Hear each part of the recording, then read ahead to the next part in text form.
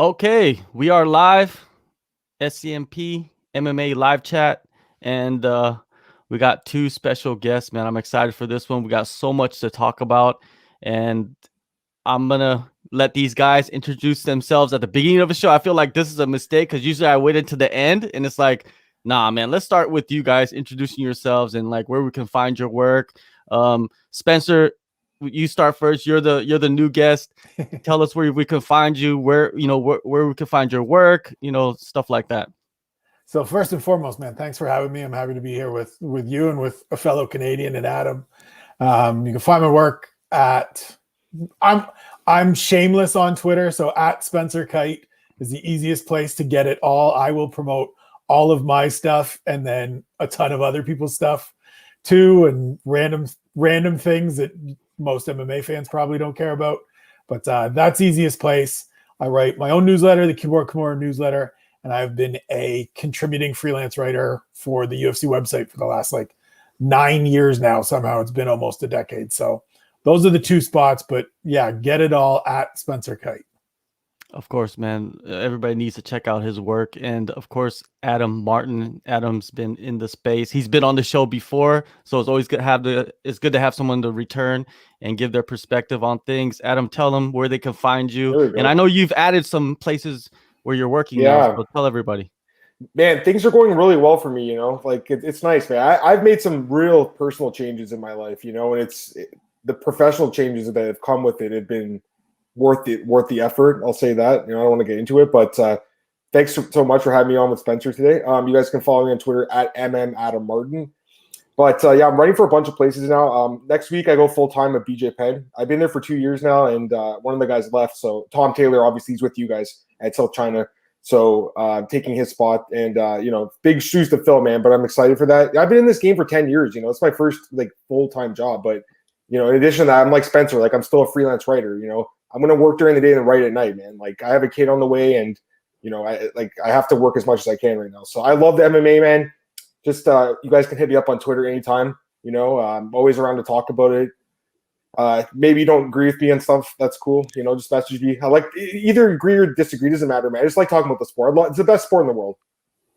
Yeah, definitely the best sport in the world, and it never stops. That's what's great about it, and not so great about it, because everybody's always complaining about we need some couple of weeks off, man. We need a break, but it's our job. A lot of people, like you said, you're going full time, Adam, and going full time, you need to have product. You need to. It's full time plus, John. Not going to be more. It's going to be way more than 40 hours, bro. It's going to be 60, 70 hours a week. Which I'm okay with that. We all love what we do, man, and we know how hard it is to get full time employment in this business. All three of us are in this industry, so I'm blessed, and I'm taking it and running with it, man. I'm going to go for it as long as I can, guys. Definitely, and congratulations on finding out that you are having a daughter. And what was your initial reaction to that? I honestly, I don't even know. I can't remember now. This has been a crazy day for me, man. The last couple of days have been crazy. Got into a fight with Dan Hardy on Twitter. No, I'm kidding. We're cool. Everything's okay. But no, it was just I honestly it's like you flip a coin, John. You never know, man. You've had a child. I'm not sure if you do, Spencer, but I really had no idea. This is all new for me. This is very scary for me. It's frightening as hell, man. That's why I was like, I gotta get way more work right now, because you got another mouth to feed, right, John? You know how it is. So I'm excited though, man. It's gonna be a new challenge, but a challenge I'm excited for. It's crazy, Spencer. I remember talking to you, Spencer, 10 years ago when I started in this business, man. We were talking then. I was 22. I'm 32 now, man. It's crazy. That's all. I remember you were with Tom at UFC.com years ago, right? So it's pretty incredible, man. We're still in the business that long. It's good. Yeah, it's been bonkers. It's been weird to look back and think back every once in a while of how long ago it really was, and start doing the rundown of different stops of where you've been and where you've contributed over the years, and kind of trace it. And it's so many of those early sites don't exist anymore. I know. And there's so many people that wouldn't even remember them. And to prove how old I am, I was syndicating stuff on Bleacher Report when Bleacher Report was just getting started, and you could post your own blog material and just use it as a syndication hub. Yep. So I'm that old. Same here. Same here. I remember Yeah. you used to write about baseball, I think, years ago. Yeah, Like, wrote about baseball for a bunch of years, and the old baseball tournament. Ironically, I mean, all of our mutual friend Matt Wells, Mm-hmm. you know, Yep, wrote the first published piece on the internet that I ever wrote was about his brother Vernon Wells, and I didn't know for the first like year that I knew Matt that they were related. I gotta tell you a good story about that one. Somebody told me, and I was like, you couldn't have told me. Like, you didn't want to give a heads up to the Canadian guy that, oh, by the way. You got to hear this one, Spencer. I met him through James. And then, like, we had like a get together during the Derek Lewis versus Shamil Abdurrahimov card. There was another event the next day, but James is like, "Hey, here's Matt Wells," and I was like, "Hey, Matt, I know you from Twitter, right?" And he goes like, "Guess who his brother is, right?" And I'm thinking his last name is Wells. I was like, Bonzi Wells, the former Vancouver Grizzly. He's like, "No, bro, it's Vernon Wells." I was like, "Vernon Wells." That was my favorite. Like, him and Carlos Delgado were literally my favorite baseball player, and of course Doc. So sorry, we're getting off topic here, John. But I mean, it's like going down memory lane, man. It's a memory lane thing. Like me and Spencer, I remember talking to him when I was like really new in this green in this business. You know, now I'm talking to younger guys. Old, yeah. What are you? You're just maybe you're 40, Spencer, or not? 42. 42. There you go. See, Spencer was my age 10 years ago. He was giving me advice. Now I'm giving other kids advice, Spencer. It's great, man. You know, I like being that mentor role, though. It's good, you know? The longevity, you know, I've only been in this space maybe, I don't know, since 2014, right? So the longevity that you guys have continued with, it's just, you know, it kind of gives me the light at the end of the tunnel, you know? It shows me that, hey, if you continue to do it and work hard and improve, you can continue doing this and do what you love, man. And that's what you guys have been doing. So it's great to see. Now, before we get into some of the topics and some of the questions, we got some questions already.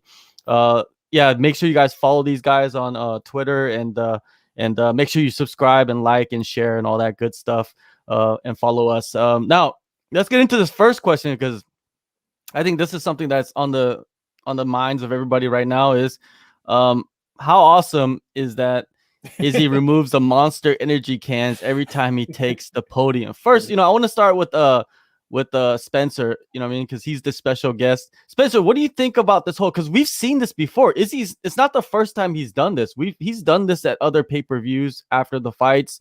He's taken this and actually other times he's thrown the can behind him, you know what I mean? Like, are we reading too much into that? I mean, I'm not sure if we are or not. I don't know what the story behind it is.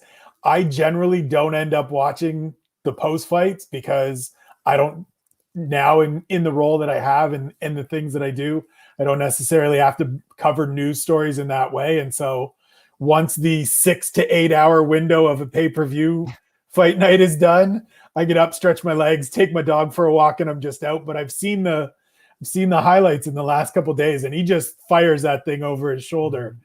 I think it's probably a little bit of, you know, is he being playful and the old, they're not paying me anything, so I'm not going to have them right here advertising with me.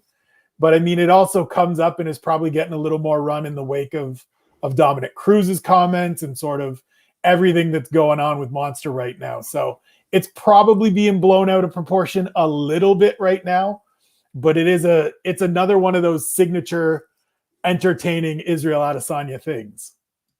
All right, now to you, Adam, this question I think is good. It's like, or actually this statement is he said in one of his interviews that Hans approached him once and it rubbed him the wrong way.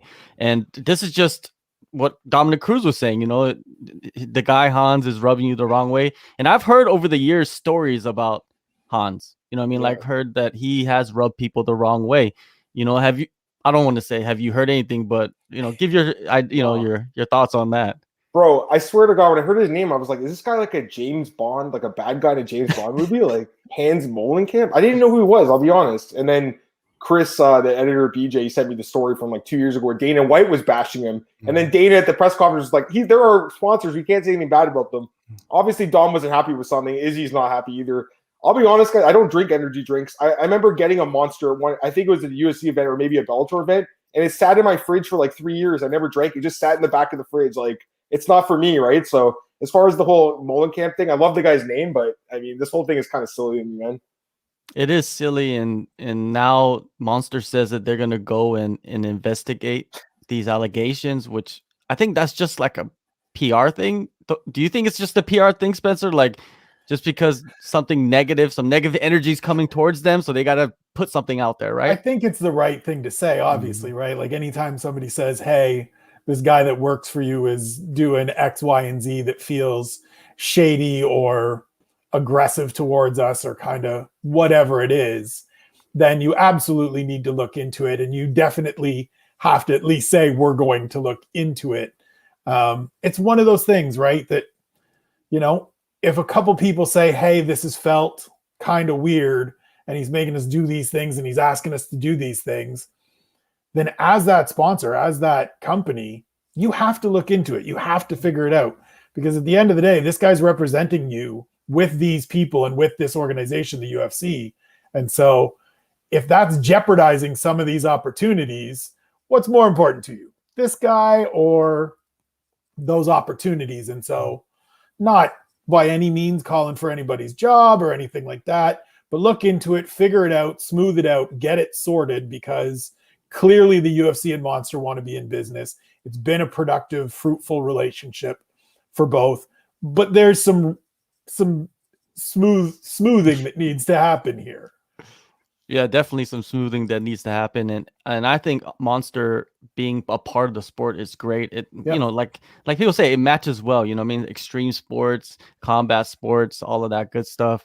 Hopefully, they could get down to the to the root of this problem, because it seems like Dominic, when I Nick of SCMP, he just interviewed Angela Hill, right, teammate of Dominic Cruz, and she was saying that that Dom is in a place where he can come out and speak out, compared to the other guys that are getting Right. sponsored, where they're not in a place, even though if they are being taken advantage of, if they say something that will affect negatively on their future sponsors or just their Monster Energy sponsorship, right?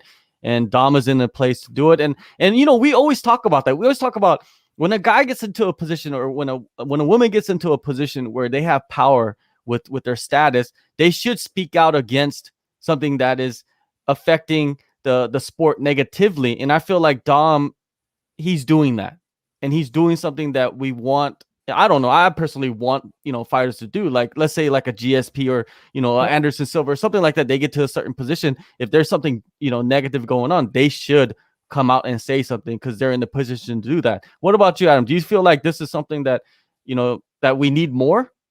Like fighters speaking up for this kind of stuff going on. Yeah, I mean, well, this guy, he seems like he's allegedly taking advantage of it. I mean, none of this stuff's proven, by the way. Yeah. So it's kind of like a he said kind of thing right now. Yeah, I mean, it's not good. It's not good, and especially when the wages in MMA are so low. Like, they really do need these sponsorships, especially that they can't wear them inside the cage in the UFC. So any of this stuff outside the cage, they need that stuff, man. I don't know enough about this particular circumstance, John, to really comment on it. But in general, I just feel like fighters, they gotta get what they can get, and financially, and sometimes you're obviously gonna deal with some shady people in that space. Yeah, imagine how many shady types of people have been around since like 15, 20, 10 years ago. It's probably, if they start digging, they could probably dig into some crazy stuff, right? But anyways, yeah, I just wanted to kind of get that out the way. I'm pretty sure somebody wanted us to talk about that eventually. Now let's get into some of the after effects, or the aftermath of 259, and we'll start with Peter Yan. Let's start with Peter Yan and Aljamain Sterling. The knee, the disqualification, I don't. It's a shit storm. That's what it is, Yeah. right? And what I wanted to ask first to Spencer is, what are your thoughts on how Aljamain is handling this aftermath, this disqualification, this championship title win? I think the advice that Daniel Cormier gave him this morning of you need to just get off the internet, spend some time with your family. Like, I read it this morning when I got up at 7 a.m. out here on the West Coast, was having a cup of coffee, and right away quote tweeted it and was like, this is advice that more than just Aljamain need to internalize. Like, we could all use this advice from time to time. You can't fight every battle. You can't go back at every single person. You're not going to please everybody. So put the phone down, get off the internet, and just let it be, because I understand his position. I understand all the things he's said about, I want to explain this, I'm getting attacked, I'm getting called X, Y, and Z, and so I want to push back. But the truth is, all those people that are saying he's faking, that are saying he doesn't deserve, whatever they're saying, you are not going to change those opinions. You are not going to change those people's minds. So you are wasting your breath. You are fighting a battle that is already lost. There's nothing that's going to happen. So just let it go. You've said what you need to say. Come out and say it once. You said what you want to say. I don't feel like a champion. You saw me not wear the belt. I'm not going to tell all my people that came out to Vegas for this fight that we can't have any kind of get together, celebration, whatever. Not going to pull that kind of nonsense. But then just let it go. Don't go on the I'm answering everybody's questions all the time, doing all the interviews tour, because at the end of the day, you guys have both said you want to run it back. It's going to happen. We're going to see what happens then. So just stop trying to fight everybody and stop trying to win every battle, because you're just not going to, and it doesn't change anything. All right, now I'm gonna bring up. This is for Adam. I'm gonna bring up a photo, and I want you to react to it. I think you know what photo I'm gonna bring up. Is this one of the best troll photos of all time? I'm serious, of all time, right? What do you think, Adam? So awesome, man. Yeah, I saw it today. I thought you were gonna show me the picture of him with Merab, where he's smiling and holding the belt, because that's the one that really pissed a lot of people off. It was right after the fight, and they put the picture. Merab, actually, Aljo's right. He didn't put it on his Instagram. It was Merab that was doing it. So let's at least give him, that, because some people were saying, you're out here posting on your IG. He actually didn't. It was actually Merab, but still, it's such a bad look, guys. I think it's a terrible look. Listen, obviously what Peter did was illegal, and by the rules, he lost the fight. I hate the fact that the belt changed hands. That's something I really hope they look into, but I just hate the way he's just acted since the fight, Sterling. I just feel like Spencer's right, DC's right. Stay off social media. He could have handled it so differently. Now he's doing the media rounds, and I know a lot of it's him trolling too and playing the heel, but he's also playing the face too. It's you can't play both. He's got to choose one side or the other, guys. And if I was him, I would go full heel. Why not? I mean, why not, right? Because I think, I got to be honest, guys, I think he's the most hated fighter in the UFC right now. I think the majority of fans don't like him now, because I think they think that he faked his. I'm not saying he did, by the way. I think he was hurt badly, but I also think he was really hurt up until that point too. And I think that fight could have, was going to be stopped at some point probably. It's such a bad situation. This is the first time it's ever happened in a title fight. This was a prelim fight. I don't think anyone would really care, but because the title changed hands, that's the thing that really, I hope they look into, because Yan lost the fight, and he lost. So if you ruled an intentional knee, then he deserves to lose his belt. But I just don't like the fact that transferred hands, because I look at Sterling and it's this guy's the worst champion in UFC history, and it's not his fault, but he's not a champion in my mind, and I don't think a lot of people consider him a champ. And in the last couple of days, obviously he's trolling Yan with the whole "I'm going to fight Cejudo instead" thing, but. The fans don't like it, man. I see what the fans are saying. Fans do not like this guy right now. He's obviously got his hardcore fans and they'll always stick beside him, and that's great. But the majority of fans, Spencer, from what I've seen online, do not like this dude. So I don't know what to say, man. I mean, I don't blame him really for staying down. I honestly don't blame him. It was a smart move. It was the right move for his career, but that doesn't mean it's the right move for the fans. You know what I mean? I mean, I think one of the things, and we were kind of talking about it off air before we got going, and John, you referenced the Anthony Smith interview where he talked about it shouldn't be in a fighter's hands to begin with. And that for me is kind of the big part of this, right? So many people are putting it on Aljo and making it about kind of his reaction to it all, forgetting that there's two other people that can just walk in and be like, here's what happened. This is done. It's not up to him. The funny thing, and Adam, you mentioned if it wasn't a title fight, the reaction wouldn't be the same. We literally have audio of Diego Sanchez a year ago being this is a disqualification, right? If I can't continue, this is a disqualification. And the ref being Yeah. And Diego being like, I can't see, and getting the win over Michel Pereira. Yep. So if Mark Smith comes in and right away says that's an illegal knee, Yep. fight's done, he looks like he can't continue. I know he can't continue. Or the physician comes in and says he can't continue, fight's done, and it happens in a more timely fashion, then I don't think we have kind of the same fallout. I agree with you that the title changing hands, this is where the WWE and professional wrestling gets it right. Titles changing hands on a DQ just shouldn't happen. Just feels weird.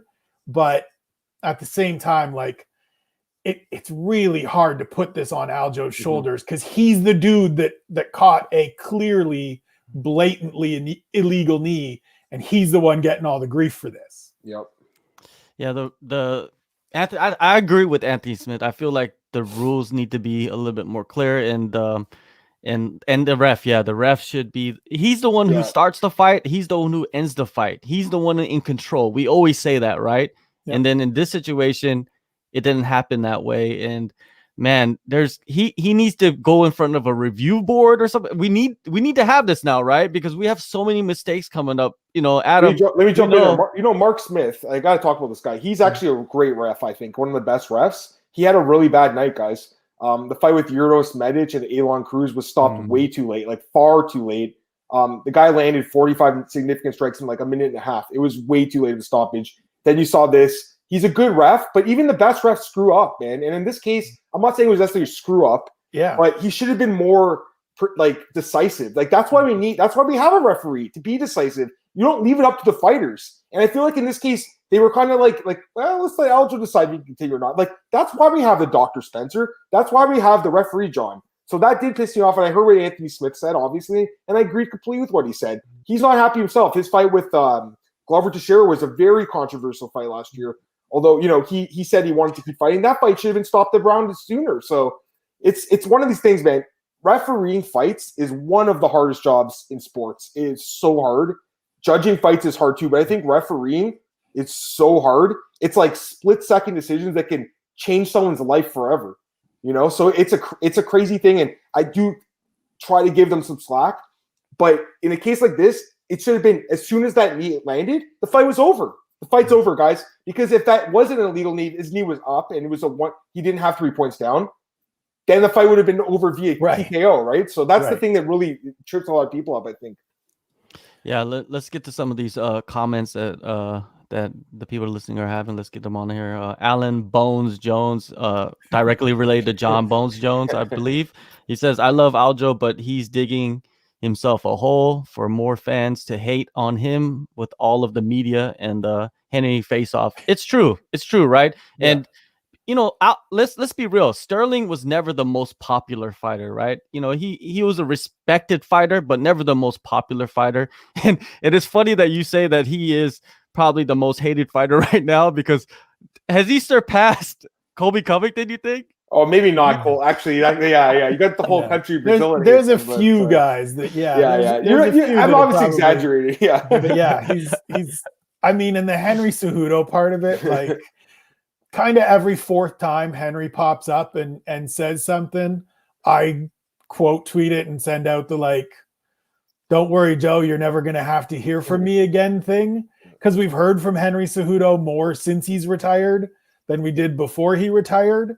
But like, that's kind of the one, like Adam was saying, where I kind of give Aljo a little like tip of the cap, the old kid at Yankee Stadium respect gif, where it's like, you're leaning into this one, and I'm okay with this one, because like, if there's anything that's going to crank up the heat and really put it to people that are mad at you, it's posing with that dude that's retired but always saying he's going to come back. And so that one I like. That one I'm in for. All right, the next comment is from JD Smith, Digi Artist on Twitch. We have some Twitch watchers. Thank you, people on Twitch. If the UFC markets the rematch correctly, they could do some good numbers with Hyon Sterling too. Adam, do you think so? Do you agree with that? I don't want to disagree with this guy, because I personally love this fight. Like, I thought it was such a great fight, and it's so unfortunate it ended that way, because it could have been fight of the night. It was such a great fight. I just don't think these guys are like big stars, though. I think the rematch could be like on this card was the third title fight, right? I think it'll probably be the co-main event of the next title of the next card it's on, but I don't see it being like a headlining fight. They could do it. I mean, there's going to be a lot of heat for this going into this rematch. Maybe they'll try to do it, but quite frankly, I don't see that doing much more than like a couple 100,000 buys. Like I don't know if they'd want to do that. I feel like it's one of those fights better served as a co-main event to like a really big fight in the main event. All right, now let's get to some of these other questions or comments. All right, here we go. This is a long one. He lays there. I believe he's talking about Sterling. He lays there till over. No one says anything. He flops around and rolls his eyes back in his head to emphasize that he was compromised. That's why he getting backlash. Call a spade a spade. Well, I guess Van C is pretty much inferring that Aljamain was faking, and I'm a person and actually did a recap show right after the pay-per-view, and I argued with the other guy on the show, Leon from Asian Persuasion MMA, because he was saying that Aljamain was milking it, and I don't believe that at all. I don't think Aljamain was milking it. He got blasted with a knee hard. That's like, people say it's like a baseball bat to your forehead, and and him rolling his eyes and stuff. I just think that's what happens when you get blasted in the head. You know what I mean? Yeah. It's like most of the people that are watching never got into fist fights. Bro, I'm telling you, though, I mean? if he had like gone silent for like a couple days and then released a statement a few days later saying, "Hey guys, just an update. I'm feeling a lot better. I'm really sorry the fight ended this way." I think people would be like, "Oh man, this sucks," and like we'll do it back. But he was online a few hours later, bro, showing pictures of him partying with like Team Sarah Longo, and that's his right, man. I mean, he can do what he wants, but you're gonna have to face the music when you post that kind of stuff on. And to be fair, again, it was Marab that posted. Marab's the rat. It's all Marab's fault, man. He's the one who posted this stuff. He's like, "Look at this picture of me in the belt," and then he's the one posting the video with Cejudo too. So, yeah, he's just trolling us all right now, man. Yeah, this is where I believe management and like a mentor, on your side, and especially maybe your coach needs to tell you like, "Hey, there's a way to handle this, and this is how you should handle it." And I feel like Aljo should have told everybody, in his party, in his crew, like, "Hey, no this is how exactly we need to handle this like a professional, because this is a very controversial, situation. And if anything comes out, it's going to come out from me directly." Yeah. And this is the big mistake Aljo has made. And let me get to Alan Bones Joe. He says, "How long?" Oh, actually, this is not it. This is one right here. "I think Aljo is the new T Wood of the MMA community." Oh, what do you think, Spencer? I mean, that's just harsh to begin. Yeah. I mean, I love both dudes. I have good relationships with both dudes. I think that's harsh. The thing that's tough about kind of the way all of this is played out in the aftermath of it all is that I understand Aljo's perspective, where there's so many people coming out and immediately questioning his kind of ethics, questioning the veracity of that situation, that have never been in it. Or guys, John McCarthy weighed in on his podcast saying, I thought he was playing it up. And like, we've seen dudes get knocked out by lesser shots that try to stand up too quick and fall on their head. And so to sit there and say, "Oh, look, he's doing this, he's doing that." Like Rogerio Bontorin earlier in the night got face planted, laid on his back for 5 minutes. And then when he still got up, was still wobbly.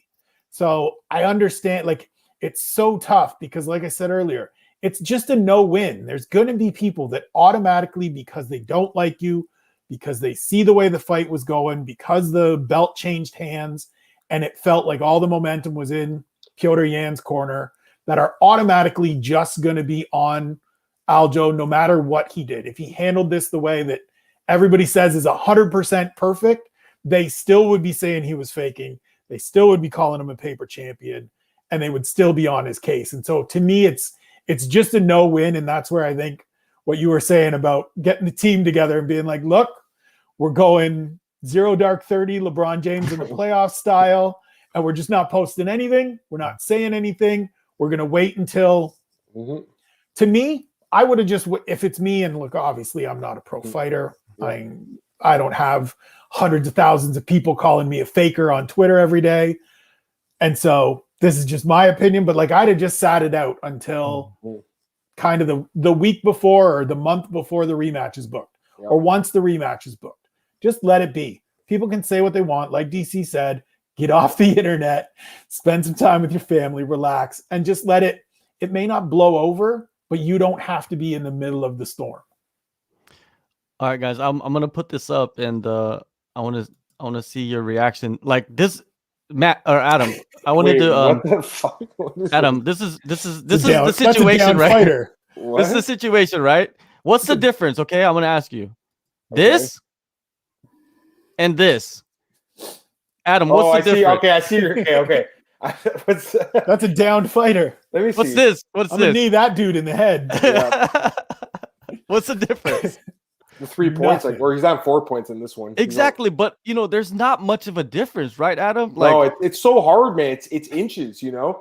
Especially in this fight too, with the language barrier. Again, everyone knows the rule. Like one of the first rules that Spencer, when the sport became like, more like less frowned upon, I guess, was not kneeing guys in the head on the ground, right? In North America, anyways, right? So that's one of the first rules. Everyone knows that, but there was some miscommunication in the corner there with Piotr and with I can't remember who else was in his corner, but was it Habib? Like, who was in the corner? I can't remember who's sorry, I don't know why. It's like his training partner. Yeah. You remember? You guys have seen the video. Like, there was some miscommunication, and like I didn't feel like Mark Smith did a good job of communicating that he was a down fighter personally either. Oh, like, I thought he did a great job. You did? job. Okay, Spencer, fair enough. I remember watching it live, and you see Aljo in that position, and right away Mark Smith says he's down. Right. And then you hear Pahumpa in his corner shout punches only. Yep. And then there's something else gets said, and he blasts him with the knee. You know what? You're right, Spencer. And when they showed the replay, and when they went back, I think on the broadcast after all the fights, and they said we've got the corner. Like as soon as the strike is thrown, you just see Pahumpa cover his face and do the like, oh God, this is terrible, because he knows right away that this is bad. But to those pictures, it's true, right? Like the one guy's got his knee down, so you can't knee him in the face. But the other guys, there's like an 8-inch, 9-inch difference because his knee's up and he's fair game. It's crazy. And so I don't know that I would necessarily advocate for knees to the head of a downed opponent. I know that's become kind of one of the talking points this week is should we let these things, should it be legal as it was in Pride, as it is in various other promotions? But it's crazy, right? Like such a unfortunate end to what was a really entertaining fight. Yeah, I would knee this guy in the head. Like, just look at his face. Like he has the face you want to knee in the head, right? That's now, Adam, look at this. Legalizing knee down opponents. I agree. We should legalize it because look at those pictures. What's the difference? I understand if you're on your back and someone's kneeing you from a side control position. I can understand kind of like keeping that out, illegal. Yeah. But in this position, Demetrius Johnson said it. You cannot sit there and stall. Yeah.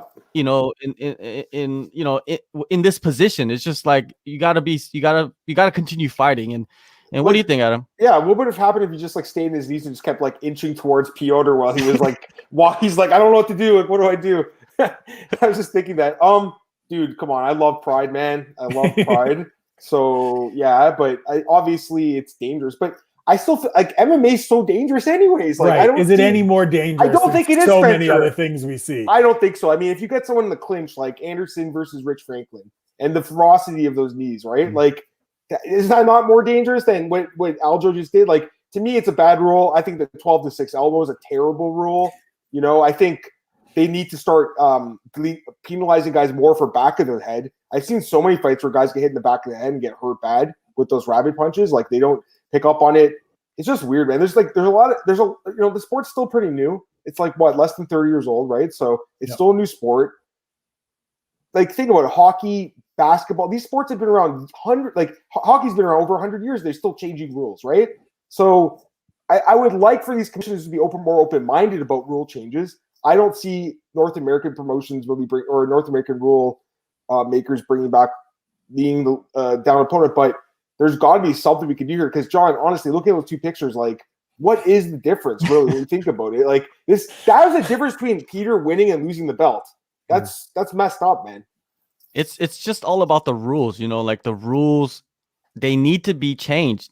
There has to be alterations to the rules as we move along in this sport, right? To make it better. You see it in other sports, you know what I mean? I don't think the rules were the same when they first started to now, right? In many of the sports that we watch outside of MMA. And I think MMA is the same. We need to alter the sports or alter the rules a little bit, you know, as we go. Yeah, it's just unfortunate circumstances for both guys, you know. And I feel like Peter Yan is handling it better, even though he's on the losing end of it. And I feel like it's good that he's kind of trolling the Funk Master online, and it kind of like builds up the rematch a little bit. He has somebody, Peter Yan has somebody helping him, you know what I mean? Has someone helping him, kind of guiding him through this and making him look a lot better than Aljamain Sterling, which I didn't expect at all. You know, when the fight was over, I did not expect that Aljamain Sterling was going to react. This was his game plan of like justifying what happened in the fight. And it just turned into a complete, like I said earlier, a shitstorm, man. So let me ask you guys a question. Like here's the thing, right? Like the legal knees, it looks brutal, right? It looks terrible. Now, let me ask you this. John Jones, when he fought Glover Teixeira, was warned like all these times, don't poke him in the eyes. He kept doing it. Just say Glover was compromised and they went, you know, and the fight was called stoppage. You know, he said he can't see. Does that mean Glover wins the belt by eye pokes? You know, so where does it end with changing the hands on the belt as far as the rules go? That's the thing that really, for me, comes out of this the most. Because at the end of the day, it wasn't a legal knee, and Peter Yan deserved to lose the fight because it wasn't a legal knee. I just think that the number one thing coming out of this, guys, is just the controversy with the belt. Because I really don't think if he didn't have the belt, people would care that much. You know, people that lost their money on him would care, but other than that, I think we'd move on from it. But right now, it's like we're 3 days or 4 days out from it now. We're still talking about it. You know, it's still what everyone's talking about. Like, I don't think it's going to go away for a while. No, it's not going to go away. And I feel like next week and the week after, and then like two months from now, and especially when they rematch, that's going to be the main talking points. Is like, it's not going to be like, how did you adjust to, you know, the fight and how you're going to enter. It's going to be about the whole, you know, do you still believe you should have the belt? And, you know, do you regret doing the interviews? Aljo's going to be answering all those things. And I don't like it, but it is what it is. I just hate the fact that, you know, we're talking about this and not Jan Blachowicz's amazing performance defeating Israel Adesanya. We're not talking about my amazing prediction of Jan Blachowicz to defeat Israel Adesanya, best prediction I've ever made. All right, let's talk about that a little bit, man, right? We're going to go to Spencer first. Spencer, you know, just give your overall thoughts on the game plan. And Eugene Behrman came out and did an interview from the airport with Submission Radio, explaining like their game plan and what they expected out of Jan. And I predicted, if you watch the fight predictions for the media members, and I feel like you guys were part of it, or one of you guys were part of it, I'm the only one who picked Jan Blachowicz to win the fight. And I was pretty surprised when I saw the video. Spencer, give me your reactions on what transpired. So I picked Izzy, but the first thing I wrote in my kind of like 10 things I'm looking forward to, or 10 things I like for that card, was like, put respect on this guy's name. Like, his resurgence was real. Anybody that wanted to do the like, well, didn't beat, like, skip me with it. He's looked terrific during this run. And that was the kind of performance I thought we would get from him. I just thought Izzy would be quicker than he was. I thought he would have a little bit more success, but he wasn't able to utilize the range the way he does at middleweight.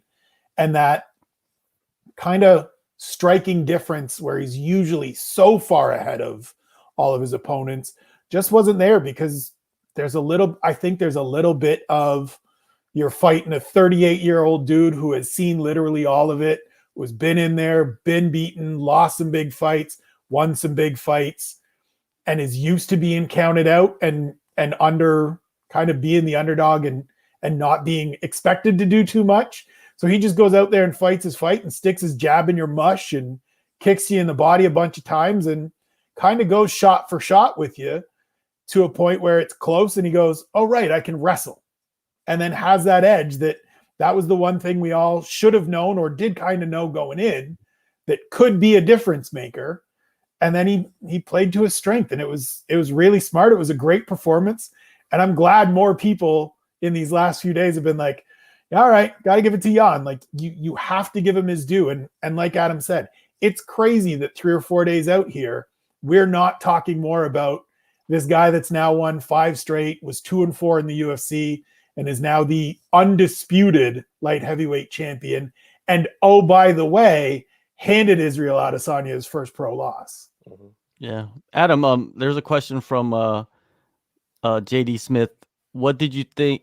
Did you guys think about the 10-8s that night? This is a great question to ask me because my tweet with my scorecard was on the screen during this fight. Mm-hmm. I was the only media guy who had it 1919 through 2 rounds. Everyone else had 2018 for Israel. Watching this fight, man, and listen, everyone's talked about this on their own podcast, but the commentary was not very good for this fight. You had to really tune it out. And I was watching it with my fiance, and I'm like, babe, what are they even? They're missing everything Jan's doing. I'm glad that the judges didn't overhear what they were saying, because with no fans in the arena, guys, it's actually pretty loud in there when the commentators talk, and the judges can hear them. So I'm glad that they weren't paying attention to that. They paid attention to the damage that Hyon did. Hyon did way more damage. Here, I'll tell you why I picked Jan Blachowicz to win this fight. Not only did I pick him, I told people that follow me to bet on him too, and that was a big call by me because we know how the betting community is, guys. It's very hive mind, and people get attached to one guy. And when you're in the outlier, it's like, man, this guy's crazy for picking Hyon here. Like, are you kidding me? Israel's never lost. And to be honest with you, I think Israel's amazing. But the reason I picked Hyon is I went back and watched all his fights, Spencer. He's the superior mixed martial artist. That's why. It's not striking. It's not kickboxing. It's MMA. That's why I picked him. And we saw a complete MMA game from him in this fight. We saw the wrestling in rounds 4 and 5. When he needed those takedowns, he got them. The weight was a huge advantage for him. When I heard a couple weeks ago that Israel was not putting on weight, Eugene did an interview a month ago. I remember getting it for BJ. I was like, this is a tip that I knew a month ago, right? Then we saw him step on the scale 200. Then the stat comes out saying, anyone who's ever weighed under 100, 201 pounds has lost in a light heavyweight title fight. It's hard to go against that weight because the skill is so similar between these two guys, And Hyon also matched him very closely in the reach as well, which is something he obviously is blessed with at middleweight. He was bigger and longer than these guys, but it's just a big difference between middleweight and light heavyweight. And I'm so glad that he's getting his due because to me, he is the most underrated fighter in the UFC right now. He has won 9 of his last 10 fights. The only loss to Thiago Santos in a close fight where he made a mistake. I watched back that fight, and he rushed in the 3rd round, got caught with the hook. He's never made that mistake in his fight since then. He's very patient now, stays back, and then pounces when he can. So I'm blown away by Jan Blachowicz, guys. I think this guy should be a much bigger story. I think he should be one of the biggest stars in the world right now. His English is great too. Like, I saw he did a couple of interviews with you guys. He's a great dude. He's just an awesome guy. He's a new father. Like, this is everything for him, man. So I'm a big fan of Hyon. I still like Israel, don't get me wrong, but I just think, he was way too cocky heading in this fight. He believed his own hype. You got to watch the hype sometimes, guys. The UFC builds these hype machines, but so often they do end up falling at a certain point. And moving up in weight to fight an elite light heavyweight, yeah, that's a bad night. But anyways, as far as the 10-8 goes, no, I didn't have a 10-8, but I did have it. I think I had a 49-46, or maybe I had a 48 for something. But Hyon definitely won the fight. I really disagree with anyone who scored this fight for Israel. I'm sorry, but I feel like you were influenced by the commentary. I don't really see how. I don't know. Like, I'm not sure you guys scored it. I don't want to criticize you on here, but maybe you did score for Israel, Spencer or John. But I think it was pretty clear Hyon was the better fitter, guys, that night. Well, I didn't score the fights because I just have. Oh yeah, we talked about this. We talked about it often. I will get to that eventually. I'm gonna admit some stuff that I should not admit, but yeah, I don't put up my scores. I don't I just watch the fight and I'll tweet stuff out once in a while, and that's about it. I'm not really judging it because I feel like judging a fight, you have to look at it with a different eye, and you guys look at it with a different eye compared to me, right? Me, I'm just kind of like me. I'm in a position where I interview the fighters, so when the fights happen, I kind of just look at it as entertainment in many ways, right? And I just say, okay, this person won the fight. This person looked like they did much better than this person, right? And judging is very difficult. This fight leading up to it, it kind of reminded me a lot like the Stipe Miocic versus Francis Ngannou fight. You know what I mean? There was this huge mystique about Francis, right? And everybody's picking Francis. Francis is gonna knock him out. And they were kind of dismissing Stipe and his overall skill set. And I feel like this was the same example of that. And that's why I picked Blachowicz. And also, I got to speak with Blachowicz a few times ahead of the fight, and just asking him questions. He seemed like he wasn't believing any of the hype that was coming into this fight. He was isolated, and he had his camp, and he has great coaches, and his mindset. I think his mindset makes him so much different now compared to like 5 years ago. It's like iron, you know what I mean? It's like, it's solid, man. It's hard to crack that code, and it's going to be hard to beat him, I think, in the next couple of years. I feel like the light heavyweight division could be ruled by Jan Blachowicz. But the next fight coming up, and I wanted to ask you, Spencer, someone brought it up here, get your early predictions on the next fight, which is going to come up. Here it goes. Alan Bones Jones says, Jan versus Glover, early predictions, Spencer. I mean, first and foremost, as an old head myself, I appreciate seeing two old dudes get in there, going to get in there and throw down with championship gold on the line. I mean, what you said is it's so funny, right? Jan looked so good in that fight. He's looked so good lately. He does have that old dude not paying attention to the internet, just doing his thing, hanging out with his new baby, hanging out with his fiance, getting the work in, and that's it. And Glover Teixeira is the same way. Like, he's just having barbecues in Danbury, Connecticut, and training and chilling out, and then coming in, getting beat up for a little bit and being like, oh, right, I'm a fighter too. I can get back in this. And so it's impossible to count Glover Teixeira out of anything given what we've seen of him lately. But I think it's hard to pick against the champ coming off a performance like that. Yeah. Adam. Yeah, what a great fight. What a great fight. And Jan finally opened as a betting favorite for once. He opened at minus 190, so a small betting favorite here. And I think that's fair. I mean, he showed such a well-rounded game, right, recently, and his wrestling so improved. Like, if you watch the Pat Cummins fight from like 4, it was a horrible fight, by the way, one of the worst fights ever. Terrible fight. Like, he went 2-4 at that point. He lost the majority decision to Pat Cummins, and now he's the best guy in the world. That's insane. That's crazy to me. So I love seeing that. It's one of the best stories I think in MMA maybe ever. But I think Glover's amazing too. Like, I'm a huge Glover fan, man. You know, he's won 5 straight as well. Give him his due. A guy that's always counted out. You know, his last fight against Thiago Santos, I picked him to win the upset there as well. I believe in his grappling. It's just that this is a different matchup, right? Against a guy in Jan who can grapple with him. So now, I mean, the new improved Jan is just, he's so good. So it's an interesting fight, man. I'm a big fan of both guys, but I think my slight lean right now is toward Jan. Yeah, I'm leaning towards Jan myself too, and this is a completely different fight from the Izzy fight, you know, and Spencer brings it up. These guys both have that old man power, you know what I mean? Like, and then they could both go to the ground. Of course, if you go to the ground, Glover's gonna have a slight edge, you know what I mean? Because he's a submission specialist. I feel like a lot of people forget about that. They only worry about his knockout power and his like kind of like Mike Tyson style of striking, but man, the dude can go to the ground. We've seen it, you know what I mean? He submitted some guys spectacularly. But if I'm going to look at this fight, I'm thinking that this fight was not going to go to the ground. I feel like both these guys are going to stand and bang. And I see Jan being just a little bit more versatile and still carry the power. And that versatility is the difference. But if you get cracked by Glover, man, you're done. And that's, I don't remember the last time Glover's like throwing a kick or a knee or an elbow. Like, he just boxes you and then he tries to get you down, man. And it works in most of his fights, right? But, you know, against Jan, is that going to work? Like, that's, again, why one of the reasons I picked Jan, and same with you, John, over Israel, because we believed he could match him on the feet or at least be close with the kicks and the punches, with his just overall game. And yeah, I mean, it's a great – I love this fight, though. I mean, by the way, Glover got kind of screwed. Like, he should have definitely got the title before Izzy. Yeah, and that's true too. I mean, listen, he lost to John Jones in 2014, I believe, UFC 172, I want to say, or something like that. So that's a long time ago, man. And you know, he's really bounced back. Like, I remember when he 172 in April 2014, he lost to Phil Davis. I think the next fight after that, and a lot of us wrote him off after that. And you know, since then he's just looked great. And same with Anthony Johnson when he like or even Gustafsson when he kill shot at him. I mean, this guy's come back from the dead and just resurrected his career at age, I think he's 41. So love the guy, man. He's a beast. Yeah, he's 41. Danbury, Connecticut, Glover Teixeira. You know, Spencer, the first time I ever read about him was in Chuck Liddell's book, The Iceman.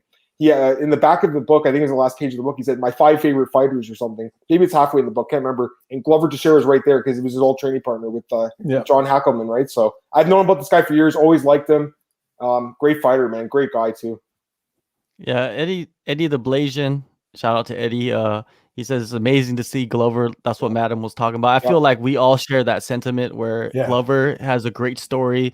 Hyon has a great story. It sucks to see someone lose, and especially at the highest level. You know, in some ways, you kind of want Glover to win because he hasn't won the title and Hyon has the title, you know? So it's like, you kind of do, but it's, you know, but if I look at it realistically, Spencer, Hyon heads in and he is the clear favorite, but maybe that might be the kryptonite, Spencer, that he is the favorite, right? Maybe he's the favorite for the first time, and this is where it goes south. But yeah, like you're saying, and like Eddie the Blasian is saying, like these are the stories to me that it's unfortunate they don't get the recognition, they don't get kind of the build that they deserve, because it is insane to stick around this long, to fight through some of the peaks and valleys, to be 41 years old and be once again the undisputed #1 contender. Like nobody is arguing otherwise. There's no, this isn't one of those situations where it's like, and I'm sure we'll get to her later, where it's like the best of a bad bunch of options. Like Glover has earned this spot,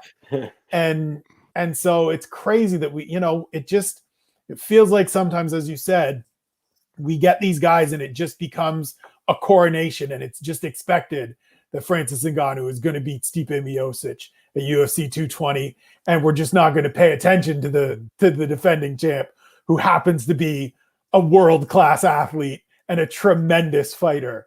And we don't necessarily talk about Glover because he's not the sexiest name, and it's not the biggest deal that Jan's come back from 2-4 when he's facing the last style bender, Israel Adesanya. But these two dudes have put in the work and have survived and come back from a place that a lot of guys don't generally come back from. Like maybe they win a couple fights and they hang around for a couple of years, but to get back into title contention and in Jan's case, win a title, it's incredible. Yeah, Glover, he has had that, 2009. He says what Glover does is he gets rocked, and then when someone tries to finish him, he turns it around. I don't think he's going to be able to do that against Hyon, though. I think Jan's a different animal compared to the other guys that he has faced. But we'll see. We'll see. I'm excited for this fight. If this fight doesn't happen, I'll kind of be somewhat pissed. You know what I mean? Like, it's like you said, it's a clear #1 contender, and he's not young.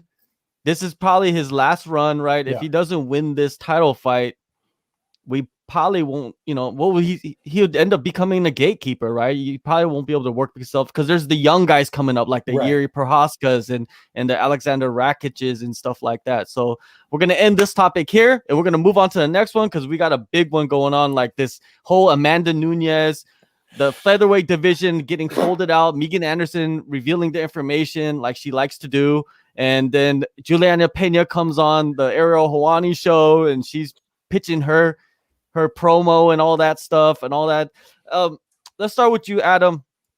What do you think, Adam, about Pena and her position in the division and her record? Because I believe she's only fought 3 times in the last 4 years, and her record is 2-1. And man, is this what you want to see? Do you want to see Juliana Pena fight Amanda Nunes? Well, John, I mean, there aren't many options. That's the problem here. Like, she's beaten to a pulp nearly every fighter in this top 10, and then she's beaten everyone that's not ranked because there is no rankings at 145. There might not be a division. Who knows about that division? But yeah, I mean, listen, like you look at the rankings. Juliana is ranked number 6 right now. The one fighter there's a few fighters ahead of her, I should say, that haven't fought the champion yet. Yana hasn't fought the champ, Aldana, and Aspen Ladd. I actually wouldn't mind seeing Ladd eventually get a shot. Not yet, though. Like, I'd like to see her get one more win, but her last win was against Yana. She's taken some time off, though, due to injuries, right? But maybe she could fight Jermaine Durandamian again in a rematch. The last fight was a really controversial stoppage by Herb Dean a few years ago, so maybe they could run that back. But for me, it's like with Juliana, guys, she got choked out by Jermaine Durandamian, her first ever career submission win. The Muay Thai striker who's like, how old is Jermaine? Probably almost 40 years old now, right? Yeah. And she choked out Juliana. And I like Jermaine. I actually picked her in that fight because to me, she's a very good fighter. She's a very underrated fighter, Jermaine Durandamian, you know? She just kind of hated too because she gave up the belt years ago not to fight Cyborg. Anyways, getting back to it, John, there's just like it's just the lesser of all the evils, really. Like Juliana is the only one really out there right now campaigning for this fight. She's like, hey, I want to fight the champ. She just lost her fight with Holly Holm. Dana White said they want to turn her around. It seems to add up, guys. It seems like they're going to do this fight next, even if we don't want to see it. I'm not that super interested in this fight. I will say that back in the Ultimate Fighter days, I thought Juliana Pena was a future champion potentially when she beat Shayna Baszler on the show and a few other people. At that time, I thought she was going to be a champion one day, but she's really not that great. She's an okay fighter. She struggled badly with Sarah McMahon in her last fight, guys. Like, she did win the fight in the third round, but she was struggling in that fight. And that Sarah McMahon is 42 years old maybe now. Like, she's past her prime, guys, and she struggled with her. I think Nunes would take her down and beat her up probably. Probably beat her at her own game, just like she likes to do. She likes to beat her own game. So all the respect to Juliana. She is the one out there saying, hey, give me this fight. So I'll respect her for that. But I just think it's not a great idea for her, guys. Spencer, you wrote something, and I checked it out about this whole situation, and man, you're so quick too. Like, I was like, damn, this just came out. It was like up there instantly. It's almost like you had it locked and loaded. And pitch the argument for Pena getting the title shot. So this shameless self-promotion, spencerkyte.substack.com. It's called Juliana Pena is Right, but for the Wrong Reasons. I think she absolutely should get the next shot, not because she's the best grappler in the division as she's claiming, not because she's necessarily won the fights that you have to win to earn a title shot or merit a title shot, but because she's the best option out there. Like, as Adam said, Aspen Ladd is coming off an ACL repair. We don't know when she's coming back, and I don't think you come back off more than a year and a half on the sidelines to just walk into a title fight. We saw what happened the last time somebody did that against Amanda Nunes. Raquel Pennington got thrashed in Brazil. Irina Aldana lost her last fight. So yes, she hasn't fought Amanda, but she's coming off a loss. Go get a couple victories, which is what Amanda has told Juliana Pena a couple of times now. And Yana Kunitskaya, as we talked about off air before we jumped on here, and we're kind of talking about this. Yes, she's won 2 straight fights. They're both by decision. Neither were particularly, entertaining, big action fights. A lot of the media, if you go to MMAdecisions.com, scored the Ketlin Vieira fight for Ketlin Vieira. And so to me, that's the case for Juliana Pena. Like, I'm number 6. I'm one of the few people you haven't fought. I'm coming off a good win. I've got this Ultimate Fighter thing. Like, let's just do it. But to go out there and argue that it's because I'm the best grappler in the division by the power of transference and having beaten, Kat Zingano, who beat Amanda, and Sarah McMahon, who's been maddeningly inconsistent throughout her career, even though I'm an absolute Sarah McMahon apologist and will continue to believe until she retires that she is just around the corner from figuring it all out. Boy, this division, guys, is terrible. I'm looking at it right now. I am so sorry, but it is freaking awful. Like, I'll give you an example. Marion Renault, God bless her. She's ranked number 9. She's 43 years old. She has not won a fight since February 2018. Yeah. That's crazy. How is she a top 10 fighter? That's crazy to me. Lena Landsberg is a very limited fighter in the top 10. Vieira, he has no cardio, is in the top 10. Can't make weight. She's in the top 10. Like this Yana, who got absolutely smashed by Ladd, smashed by Cyborg.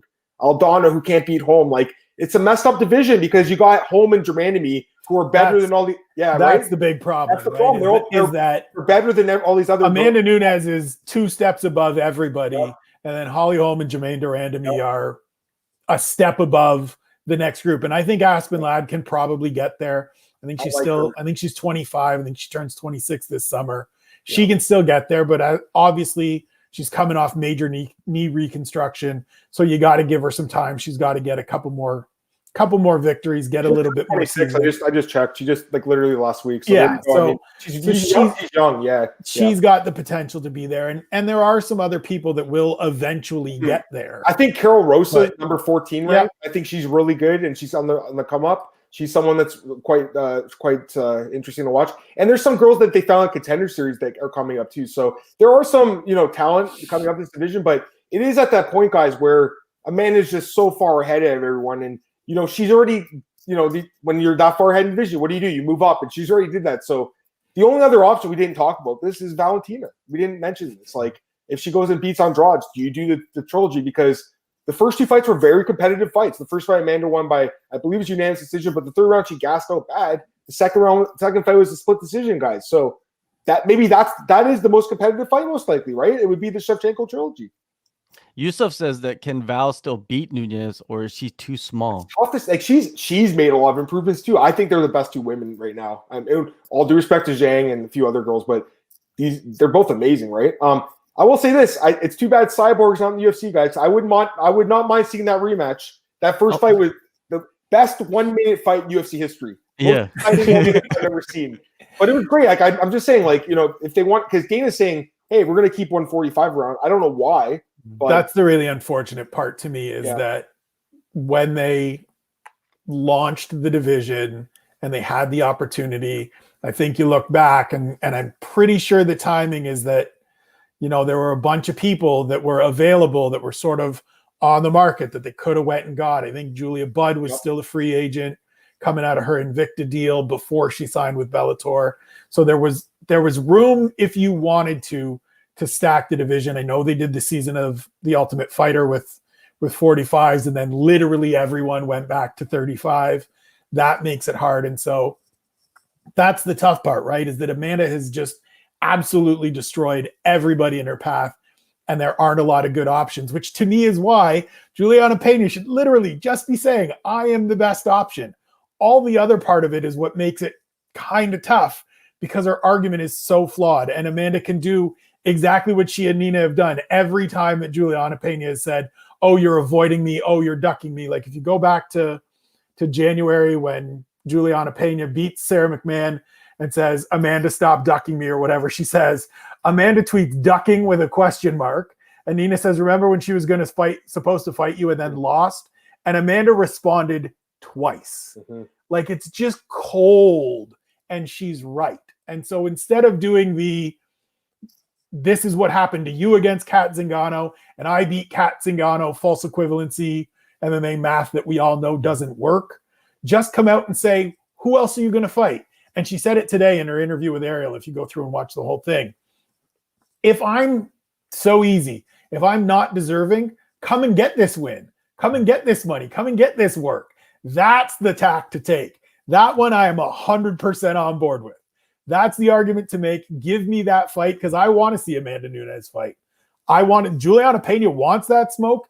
Give her the smoke. Give her the opportunity. Let's see what happens.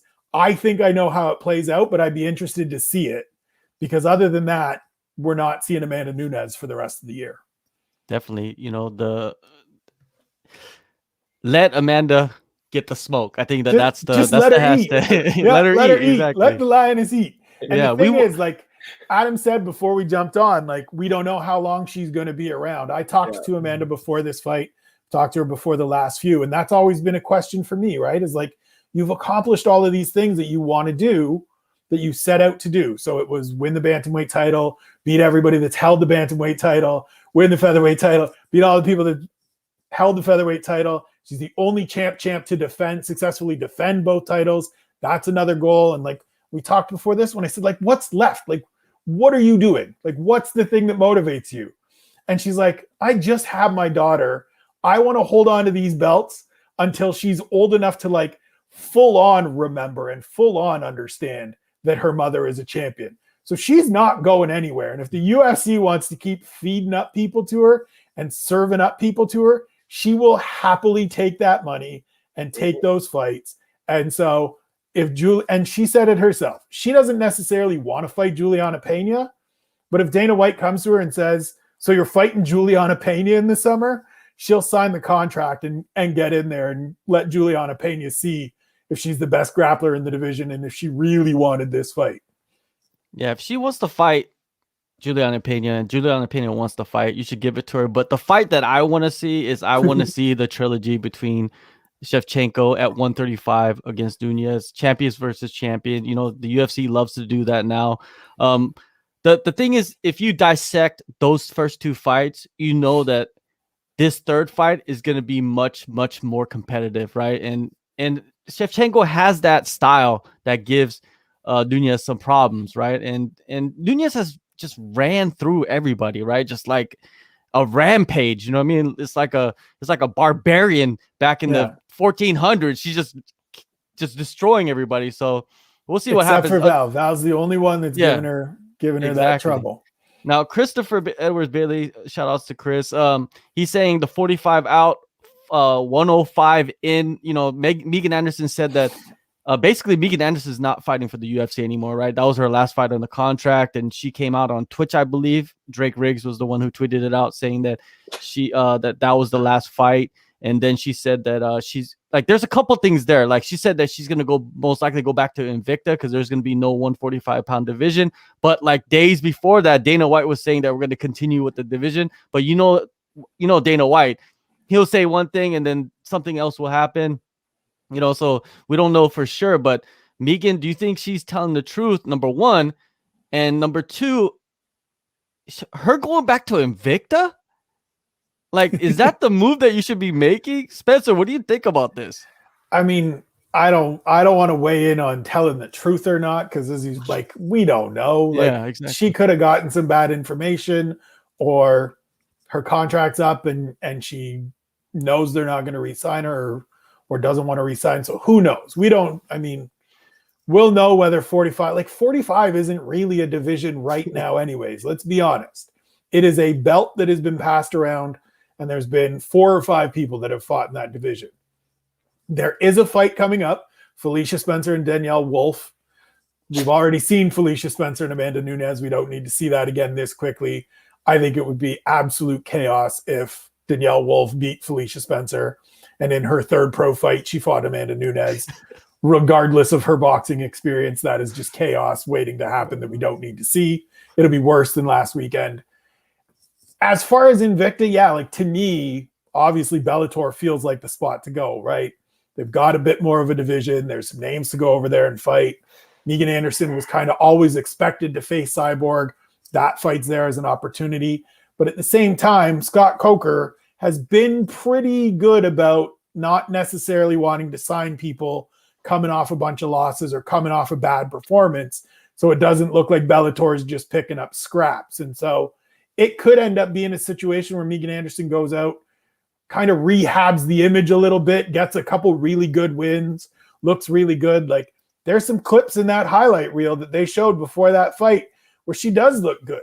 And if you don't know who those people are that she's beaten the living hell out of, you think this girl's tough. She can give Amanda Nunes a run for her money. So maybe she goes out, gets a couple of those victories, and then decides where kind of the long-term future is. But I mean, the UFC likes having title fights to put on pay-per-view cards.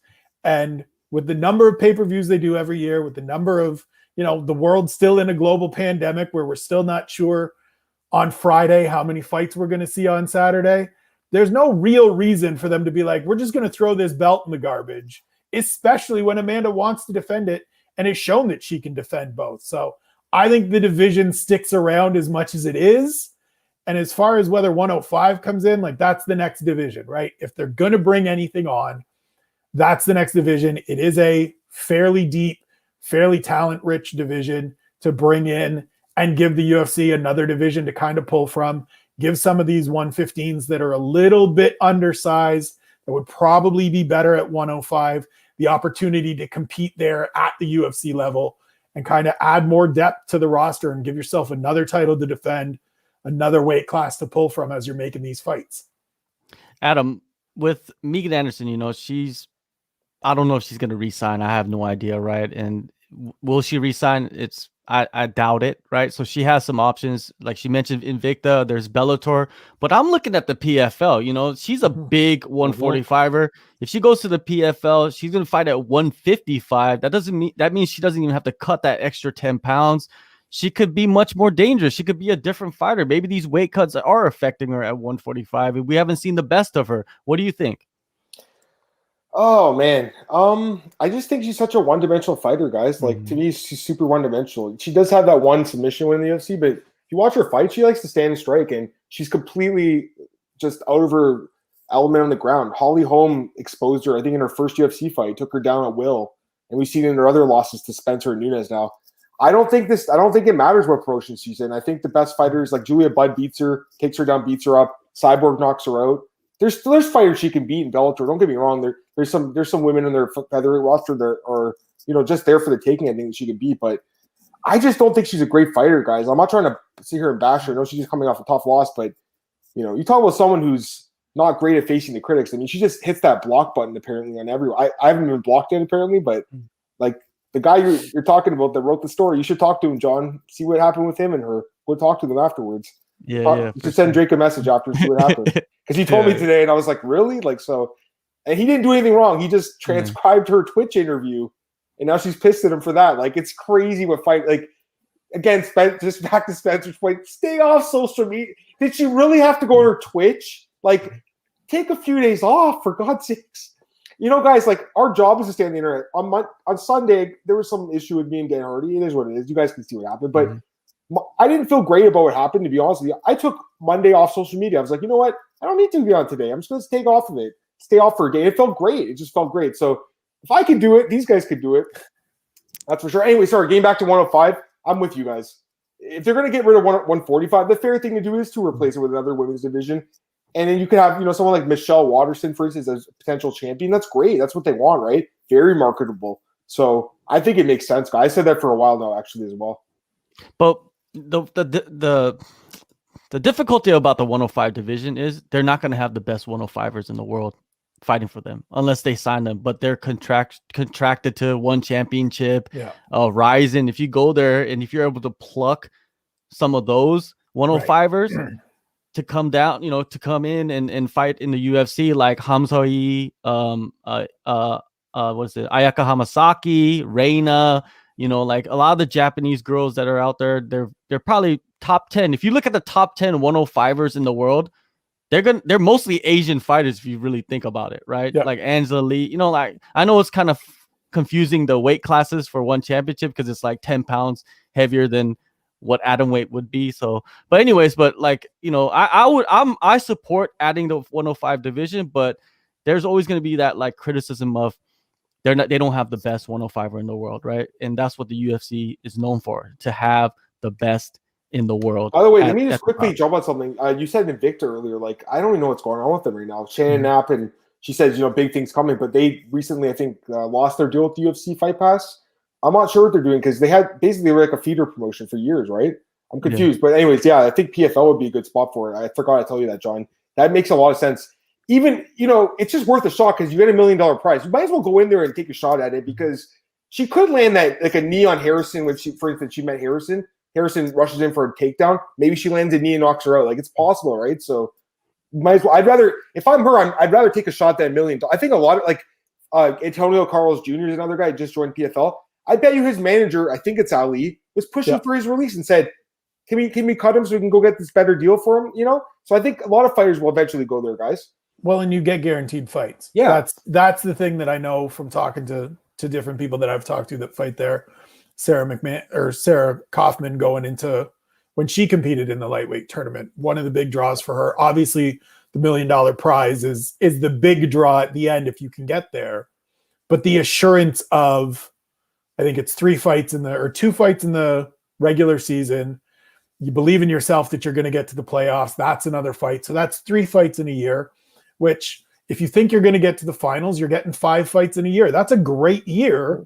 That's guaranteed money. And so for someone like Megan Anderson, who I think does still need some more experience, does still need a little bit more cage time, a little bit more seasoning, face some better competition instead of kind of the very high level that she's fought and lost to, and then kind of the 2 tiers down that she's beaten, get in there and fight, you know, the Larissa Pacheco's of the world and the Jenna Fabians that are in that tournament. And as Adam said, if you can make it through to face Kayla Harrison or whoever happens to be in the finals with you, then you get that opportunity and you win that fight. It don't matter where you are. You got $1 million in your bank account or whatever it is after taxes. You're a happy camper, and it don't matter what people are saying about you because you just put the Cam Newton at that camp he was at when the kid was trash talking him and respond with, "I'm rich." I was just saying she has a puncher's chance. You know, that's what it is, Spencer. So if I'm her, I'd rather go to PFL than Bellator. I think Bellator is not a great spot for her, guys. Like, I think she gets destroyed by, like, I think that could be career ending potentially go in there and fights Julia Budd, get taken down, get the living hell beat out of her, or Cyborg knocks her out. Maybe I'm not giving Megan enough credit, guys, but I just think she's very one-dimensional. Well, she does have that nice kick. Go ahead, Spencer. Sorry. The idea of not having to cut that extra 10 pounds is a big thing, right? Because like that's the huge. other thing. Like Megan Anderson is a legit 45. She's 6 feet 6'1", maybe. Yeah. She's legitimately a big woman, and I don't mean that in any disrespect. Like she makes that weight class legitimately. She's not a 35 that's up fighting at 45. That's the floor of where she can get to. And so maybe you do go and fight at 40. Maybe you do go and fight at 55. You keep on that extra 10 pounds. You don't have that grueling cut, and you see what happens.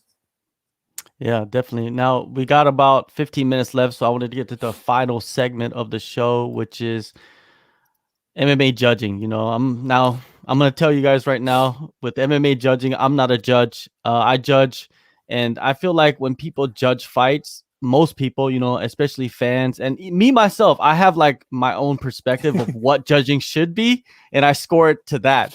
And I didn't even actually look at the judging criteria in detail until maybe a few days ago. And when I started reading it, I found some flaws and I found some, you know, enlightenment. You know what I mean? Like, okay, that's why certain scores come out like that. So I'm going to put this on the screen. I'm going to add it to the screen. Oh, wait, that's not it.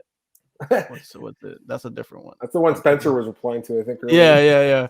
Yeah. I was going to put that up. Let me see how this works. Okay.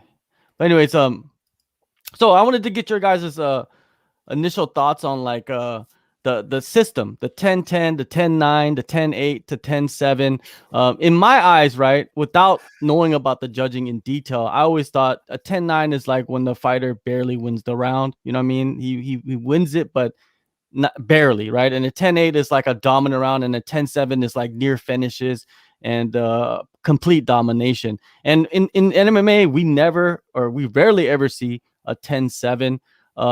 Let's start with you, Adam. Like the whole like 10-10, 10-9. What is your overall thoughts on that? We did see 110-7 last summer, Khamzat Chimaev fight.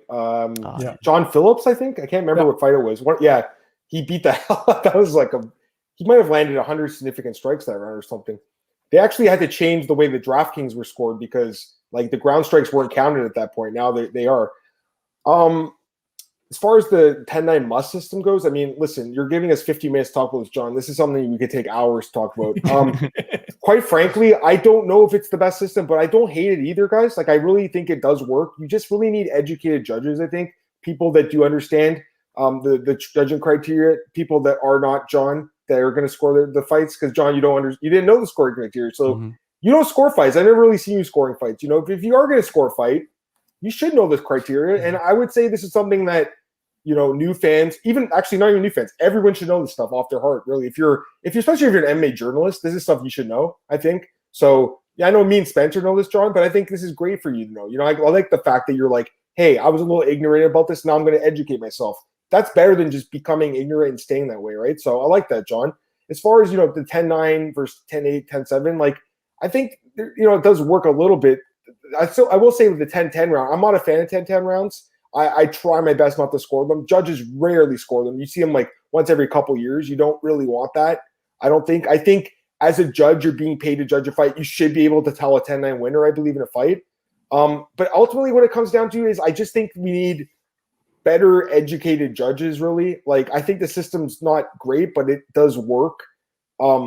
Generally, there is a winner of a fight that I think there's a consensus winner generally for most fights. There are some fights that really can go either way, but, you know, it's tough. It's just tough because it's only 5 rounds. It's not like in boxing where you have up to 12 rounds. It's only 5 rounds. And, you know, if you do throw a 10-8 in there, it could change the whole fight. So I don't know. I'd like to hear Spencer's thought on it, man. And personally, I think the system's not bad. I just think we need really better judges, quite frankly. That's what we need.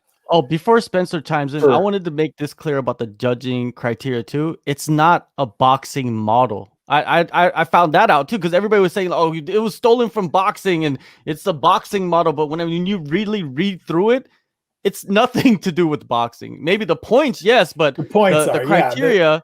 The 10-point must comes from boxing. But the criteria is 100% MMA. Yeah.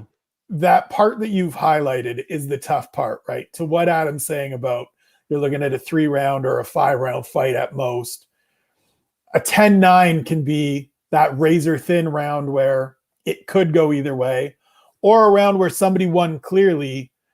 And then you have those razor close rounds and those rounds where it's won clearly, but they're both 10-9. So that's where, to me, the system is a little shaky. I'm with you completely, Spencer. That's a great point. I know that the Association of Boxing Commissions, the ABC, the people that put out these rules and deal with all of the commissions have tried in the last bunch of years to encourage kind of a more liberal use of 10-8s. We've seen it. We've definitely seen it since that was passed along. And I'll give a shout out to my guys, Scott Fontana and Dan Urban on Couchside Judges, who do a great job covering all of this stuff every week. The judges have done a better job with giving out 10-8s when there is a dominant round. I don't necessarily think Hyon deserved any in his fight over Izzy, but those are the things that are going to kind of differentiate a little bit and give those margins that we expect. And if we see more 10-8 rounds in those rounds that are clearly won by one guy, then it doesn't feel as janky when somebody wins 2 razor close 10-9s and then somebody else wins a couple of clear 10-9s. Like the Dominic Reyes John Jones fight is the one that sticks out to me, right? Like Reyes sneaks out those first 3 rounds 10-9 on my scorecard. John wins the last 2 clearly. And it would have felt a little weird if Dominic Reyes won, because just looking at the fight and the progression of it, it felt like John did more damage. But that's the flaw in the system. And so if we get some of that corrected and we get some of these older judges that have been around that are just so used to scoring every single round 10-9, no matter what happens, unless it's that fight that should have been stopped. John, go up. We should talk about the criteria first. I mean, we're talking about 10-9. We really should have started with this, John. Yeah, and this is the other part. This really is the big part. Yeah, as Adam said, and as I said, the guys at Couchside Judges do a great job with it. But the thing that people don't, and the UFC, I got to give them credit, and I haven't watched enough. I mean, we haven't seen a lot of Bellator in the last year, so I don't remember. The UFC has done a good job with the broadcasters of outlining and explaining clearly that it is, as it says at the top of that page, prioritized criteria. So think of it this way. The first thing you're scoring is effective striking and grappling, whichever of those two makes up the most of the round, or how they play out in a round. That's the thing you're looking for first. If you can't determine who wins the round based on that, then you move to effective aggression. And if you're still deadlocked and can't determine who won a round, then you go down to the next one, which I think is octagon or cage control, fighting area control, to keep it general.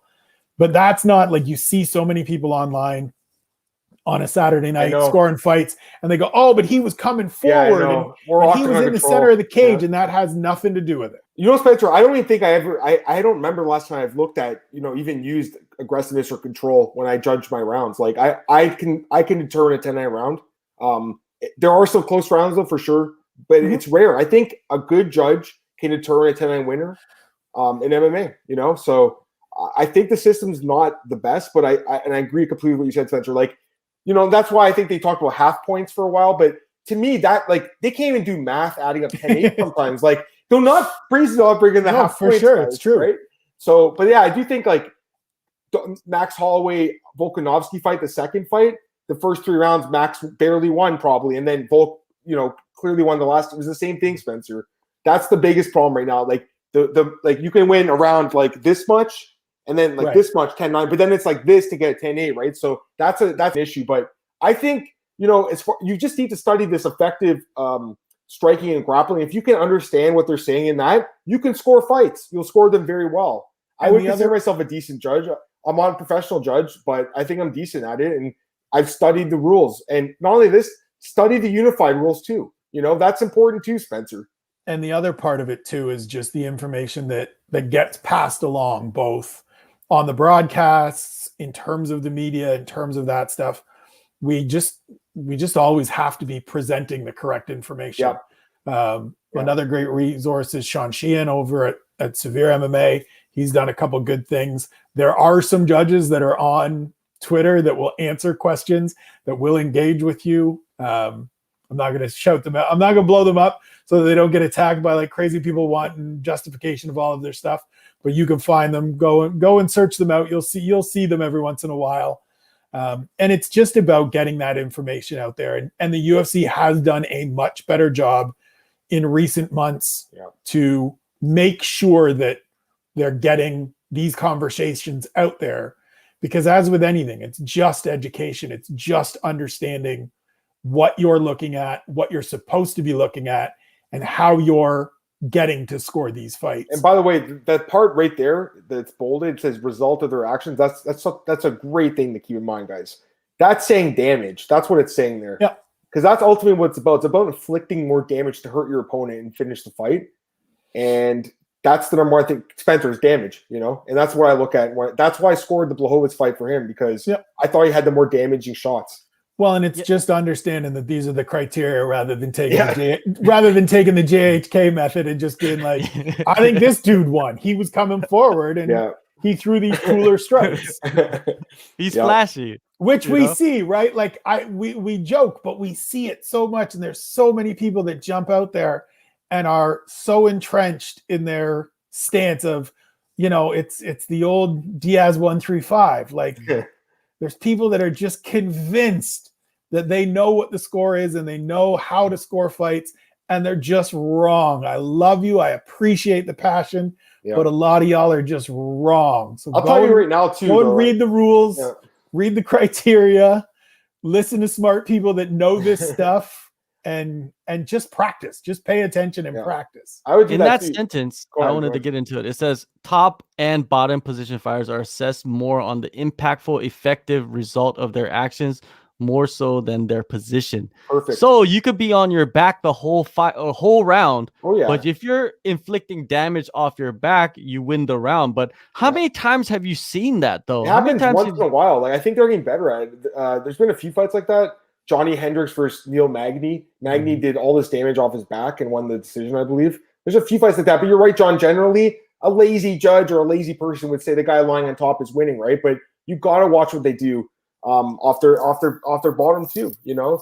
But again, I think it really comes down to having educated people like me and Spencer and yourself, John, dedicate our lives to this. You know, this is what we do for our lives, man. Like, you know, if judging person you should be looking at for John, advice. but like, you know, for me, I spent a weekend being stressed out at the Red Rock Hotel and Casino in Vancouver, taking John McCarthy's command course. Have you judged an event? That I passed that course. Have you judged an event, Spencer, like in BC? I haven't, because I don't want to be in that position, both from what I do professionally in terms of absolutely, fight, I agree. I can't, but also from, hey man, if I go out there and get it wrong, I'm messing with somebody's money. I know. And so, given that it's not what I do full time, I don't want it to be what I do sporadically on a rare weekend when somebody's holding an event locally. Yeah, but it is an important thing, man. Like just knowing what you're looking at, understanding the criteria is so crucial.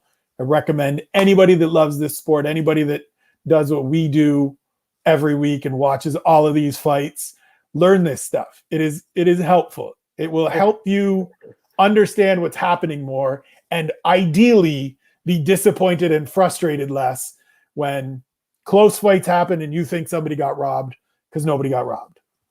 Adam, there's this point right here. It says, if they give out 10-8s more liberally, I'd like to see them give out 10-10s too. What do you think about that? No, it's not good, man. I'm telling you, it's really bad. Guys, it's not good that you have draws. Draws are bad. That means someone doesn't get their win bonus. That just means the UFC keeps that extra money. You don't want draws, guys. I'm telling you. 10-8s are good because you should reward guys for damage, duration, dominance, the 3Ds they call it or whatever.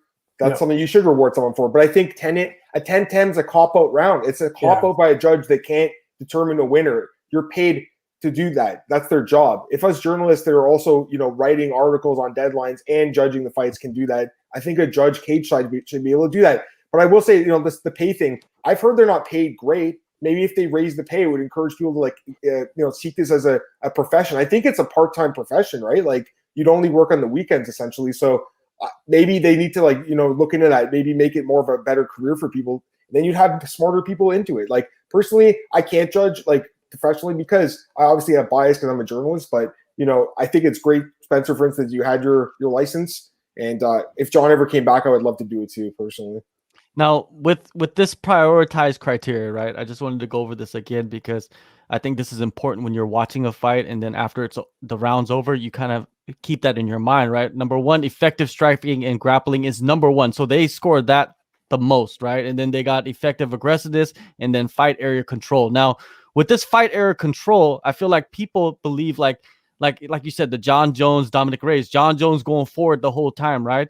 But you can't count that because you have to look at the other criteria first, right? Which is who landed the more shots, who landed the more powerful shots, who landed the more impactful shots. And what do you think of this whole like significant strikes counting thing? Like, how do you even know what's a significant strike, Spencer?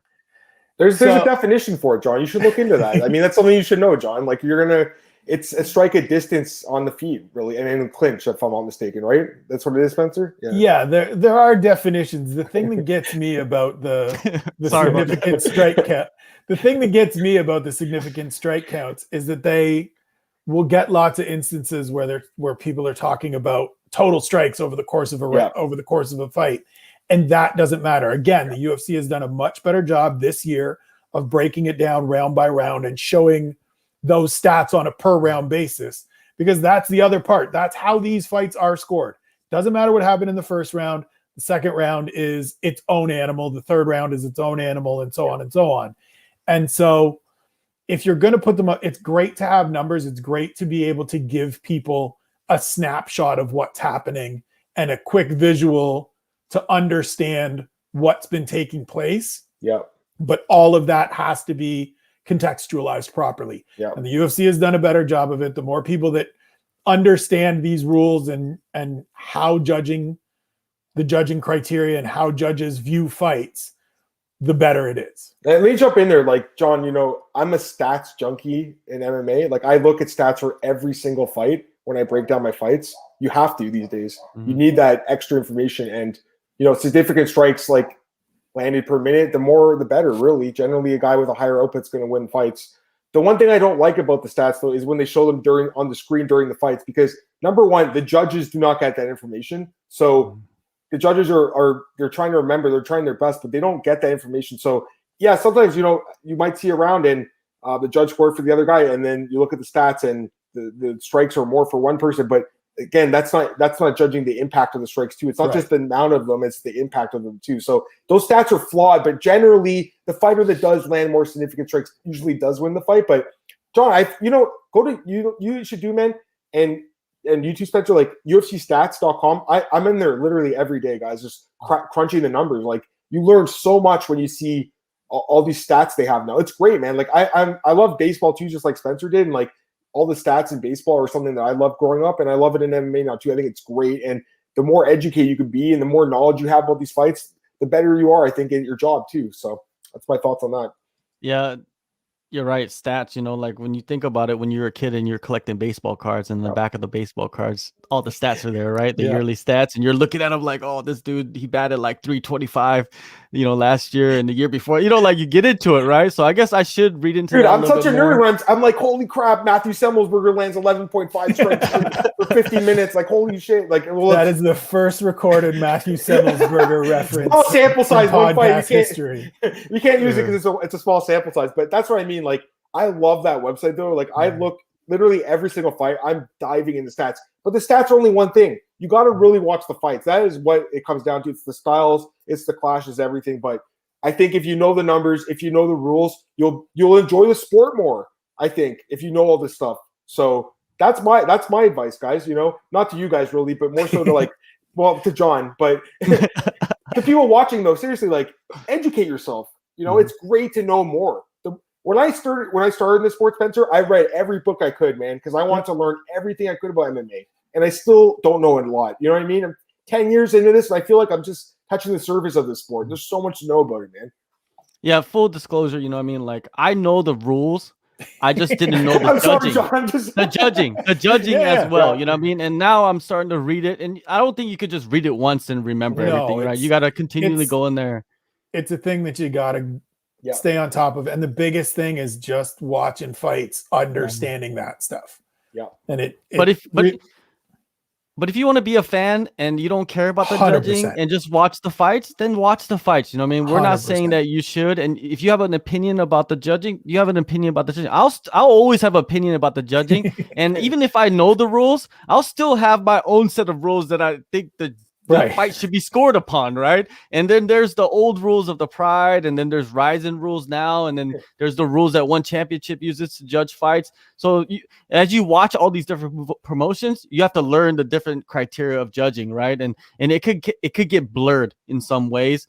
And just like the rules, you know, just like the knees to a grounded opponent, stuff like that. You know, in UFC, you cannot do that. But if you go to Ryzen, if you go to One Championship, it's open season. It's like deer hunting season with knees right over there. And you know who realized that from the beginning is Demetrius Johnson, I believe. And that's why Demetrius Johnson came out with those tweets.